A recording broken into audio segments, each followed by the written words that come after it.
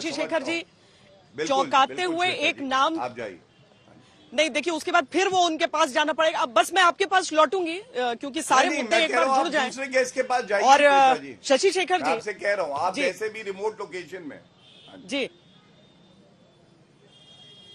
जी, मुझे सबकी आवाज थोड़ी देर से आ रही है। शशि शेखर जी, ये बताइए कि भारतीय जनता पार्टी में जिस तरीके से हमने छत्तीसगढ़ में मुख्यमंत्री देखा, जिस तरह से हमने मध्य प्रदेश में मुख्यमंत्री बनते हुए देखा, ये राजनीति के हिसाब से क्या ये एक स्वस्थ रिवाज है कि मौका नए व्यक्ति को मिलना चाहिए, या फिर इसमें आप पेच देखते हैं, इसमें आपको लगता है कि नहीं, ये इस तरीके से नहीं बल्कि इसका विकेंद्रीकरण होना चाहिए निर्णय लेने का?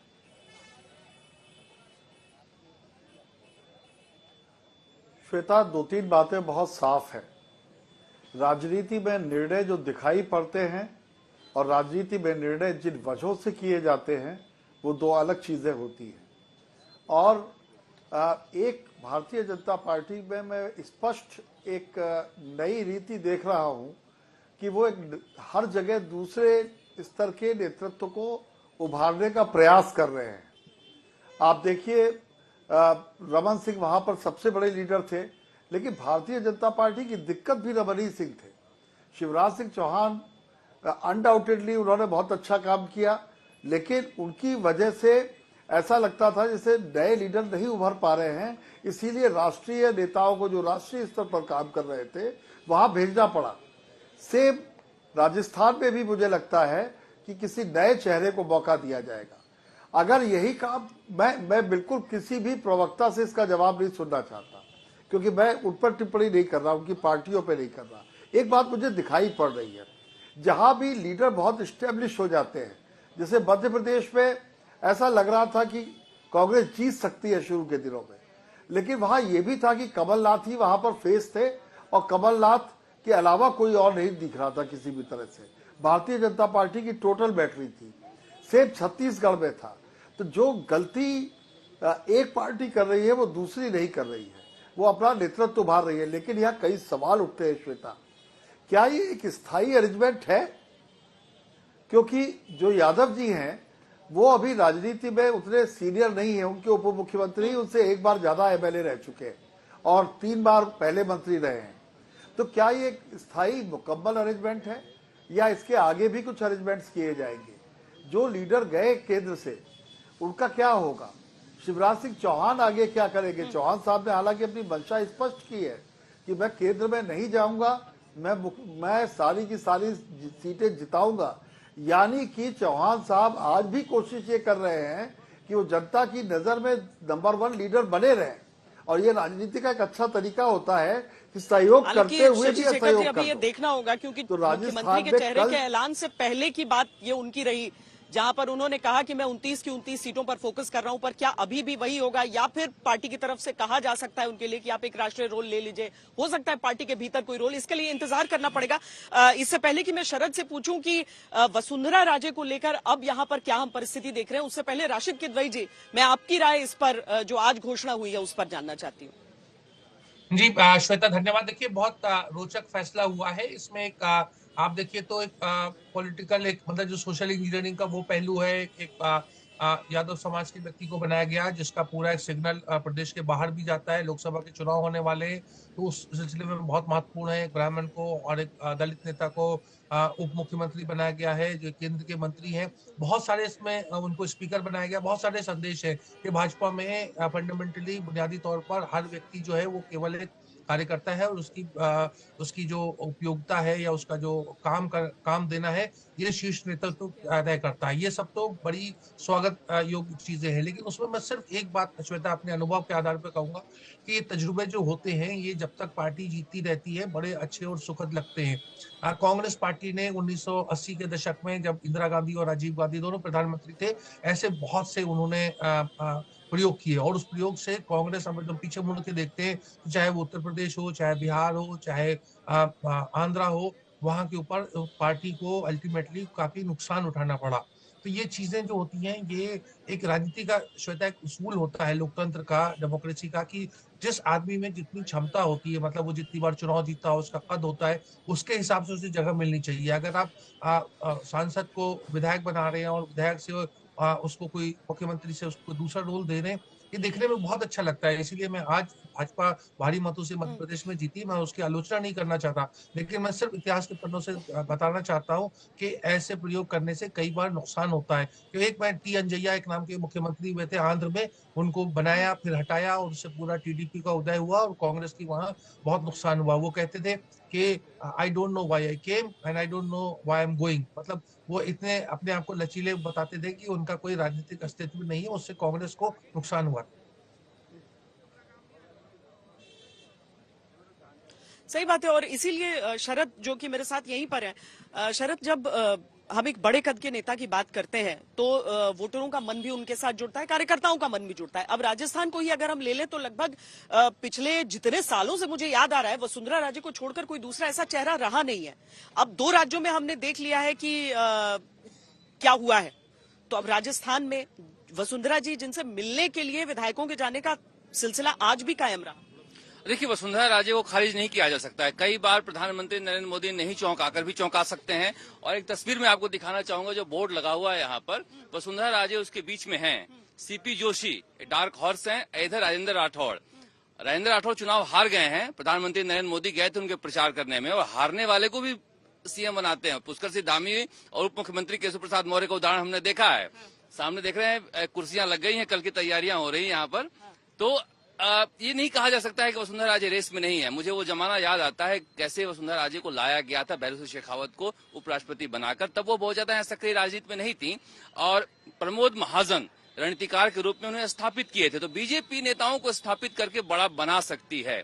हमने उमा भारती के बाद, बाबूलाल गौड़ के बाद शिवराज सिंह चौहान को बड़ा बनते देखा है। और मैं जब से यहाँ घूम रहा हूँ बीजेपी दफ्तर में, कार्यकर्ताओं में खुशी है। श्वेता, उमा भारती को रिप्लेस करना भी किसी को लगता नहीं था कि ऐसा हो सकता। हाँ, तो मैं वही बता रहा हूँ, कार्यकर्ताओं में खुशी है। किसी नेता के कार्यकर्ता हो सकते हैं या किसी नेता के चमचे हो सकते हैं, मगर आम जो बीजेपी के कार्यकर्ता हैं वो प्रधानमंत्री नरेंद्र मोदी के इस फैसले से खुश हैं कि एक आम कार्यकर्ता भी हमारा मुख्यमंत्री बन रहा है, और प्रधानमंत्री इस नब्ज को पहचानते हैं।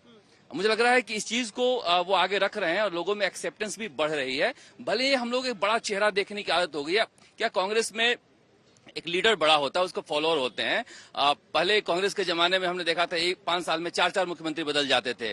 हरदेव जोशी, शिवचरण माथुर, जगन्नाथ पहाड़िया, तो उनका भी एक दौर था कि वो ताश के पत्ते की तरह मुख्यमंत्री बदलते थे। और इनका भी दौर आया है तो अपने मिजाज से मुख्यमंत्री बनाते हैं। तो केंद्र मजबूत होता है तो इस तरह के फैसले लेते हैं। लेकिन प्रधानमंत्री नरेंद्र मोदी के फैसले जो ले रहे हैं, लोग मोदी के नाम पर ही वोट दिए हैं। हमने पूरे राजस्थान में चुनाव में घूमे, हम लोगों के, आप माइक लगा लीजिए, किसको वोट दोगे तो बीजेपी को, क्यों दोगे तो मोदी को। अब रीजन मत पूछिए, रीजन कोई नहीं देते हैं, लेकिन वो मोदी को वोट दिए हैं तो फिर वो फैसला उन्हीं का होगा। और ये स्वीकार होगा सबको। थोड़े बहुत नारेबाजी होगी, क्योंकि देखिए 20-25 साल से वहां राज कर रही है वसुंधरा जी, तो घर्षण बल तो लगना ही है, फोर्स ऑफ फ्रिक्शन तो लगेगा ही, मगर होगा सबको स्वीकार होगा। मोदी जी का फैसला मोदी जी के साथ है, मोदी जी के साथ है हम लोग। ऐसे किसको सपोर्ट करते हैं? मोदी जी, मुख्यमंत्री मोदी मोदी मोदी, बस मोदी मोदी मोदी जी के साथ है। मोदी जी के नाम से वोट पड़े हैं। और वसुंधरा जी का भी तो समर्थन अभी तक मैं सुन रही थी यहाँ पे।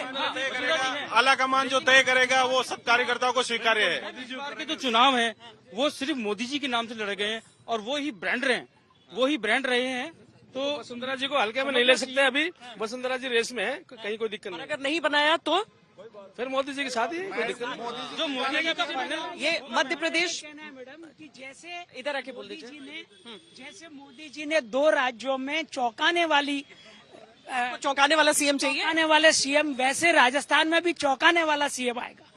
आएगी महिला, लेकिन चौंकाने वाली आएगी। चलिए ठीक है, थोड़ा पीछे हो जाइए। तो देखिए, मध्य प्रदेश में भी जब आज नारेबाजी हो रही थी, कुछ शिवराज सिंह चौहान के पक्ष में, कुछ प्रहलाद पटेल के पक्ष में, उस समय भी ये सुनने में आया, लोगों ने कहा कि भाई हम अपने नेता का समर्थन कर रहे हैं, हमारे संवाददाता ने पूछा कि अगर मान लीजिए नहीं होता है, तो उन्होंने कहा तो कोई बात नहीं, तो उसके बाद हम स्वीकार करेंगे जो भी नया बनेगा। तो शायद इससे मामला बंद तो जाता है गौरव जी, लेकिन इसमें एक सवाल रह जाता है कि वरिष्ठ नेताओं के साथ क्या एक सिंपैथी फैक्टर भी उन वोटरों का रहता है कि अरे इनके साथ ऐसा कर दिया। जैसे मान लीजिए शिवराज सिंह चौहान मिसाल के तौर पर, वो जिस दिन से नतीजा आया वो निकल गए और वो बार बार बोल रहे हैं कि मैं उस रेस में नहीं हूं, पर क्या भावनात्मक रूप से एक वोटर के मन पे उसका विपरीत प्रभाव पड़ सकता है? देखिए श्वेता जी, सबसे पहले तो मैं आपको ये बात बड़ी जिम्मेदारी से कहता हूं, भारतीय जनता पार्टी एक परिवार है। और मैंने बताया ना, शिवराज जी के प्रति या रमन सिंह जी के प्रति हर कार्यकर्ता का आदर भाव और बढ़ गया है। और वो इसलिए कि ये लोग सिर्फ कुर्सी पे बैठे रहें इसलिए राजनीति में है ही नहीं। ये हमारी पार्टी का मूल मंत्र है ही नहीं। हमें जनता की सेवा करनी है। और जो व्यक्ति इतना अनुशासित हो, पार्टी का हित सोचता हो, तो आपको लगता है हमारा केंद्र का जो नेतृत्व है, जो हमारी पार्टी है, वो सदस्य के बारे में नहीं सोचेगी? बिल्कुल सोचेगी। और मैं तो ये कहूंगा कि भविष्य में आप देखिएगा, जो उनकी योग्यता है, जो उनके गुण हैं, उसका पूरा इस्तेमाल करके हम लोग सुनिश्चित करेंगे कि हमारा संगठन भी मजबूत हो। और आगे आप देखिएगा मध्य प्रदेश की सेवा में भी वो लगे रहे। अब ये तो केंद्र नेतृत्व तय करता है, लेकिन जो अभी तक चर्चा हुई मैं उस पर कुछ कहूंगा। देखिए, चुनाव के परिणाम आ गए, लेकिन कांग्रेस पार्टी में जो नकारात्मकता है वो बनी हुई है। वही उनका चरित्र, वही गाली देना, बीच में टोकना, यही सब वो करते हैं। हमारा लक्ष्य क्या है मैं बता दूं।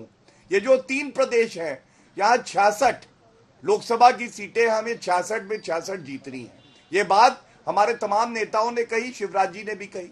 और 350 का आंकड़ा बीजेपी अपने दम पे 2024 में पाएगी। ये हमारा लक्ष्य है। हमें इनसे उलझना ही नहीं है। ये बौखलाए हुए हैं, निराश है, इसीलिए इस तरह की बातें करते हैं।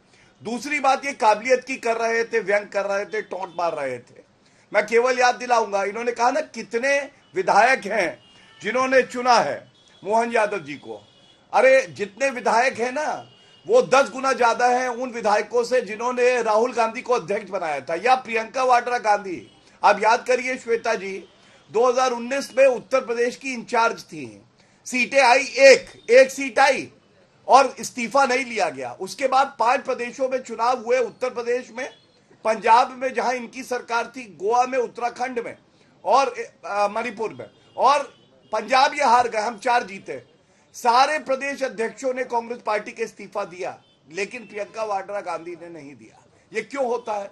परिवारवाद। ये जो परिवारवाद का कैंसर है, ये खत्म कर चुका है कांग्रेस पार्टी को। अगर इनको समझ में नहीं आता है तो हम कुछ नहीं कह सकते हैं, लेकिन इतना जरूर कहेंगे, जब अपने घर में अंधेरा हो ना, तो बगल वाले घर में अगर रोशनी हो तो उससे जलना नहीं चाहिए, उसके प्रकाश से कुछ सीखना चाहिए और उसके बाद आगे बढ़ना चाहिए। तीसरी बात, अनुशासन की जो मैंने करी, मैं उसको बताता हूँ। आप याद करिए, सर्बानंद सोनोवाल जी, बीच में ना बोले श्वेता जी, ये इनकी गंदी आदत है, बहुत गंदी आदत है। धन्यवाद। तीसरी बड़ी बात जो पूरा देश देख रहा है, भाजपा का अनुशासन। असम के मुख्यमंत्री थे सर्बानंद सोनोवाल जी, असम हम जीत गए थे, और उसके बाद हमने देखा हिमंत बिस्व शर्मा जी को मुख्यमंत्री बनाया गया, सर्बानंद सोनोवाल जी केंद्र में जो है मंत्री बने। ये क्या दिखाता है?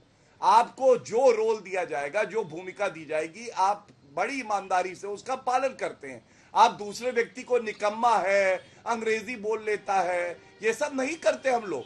राजद्रोह का मुकदमा नहीं लगाते। और इसी के साथ जोड़ दूं, देवेंद्र फडणवीस जी मुख्यमंत्री रहे महाराष्ट्र के। जवाब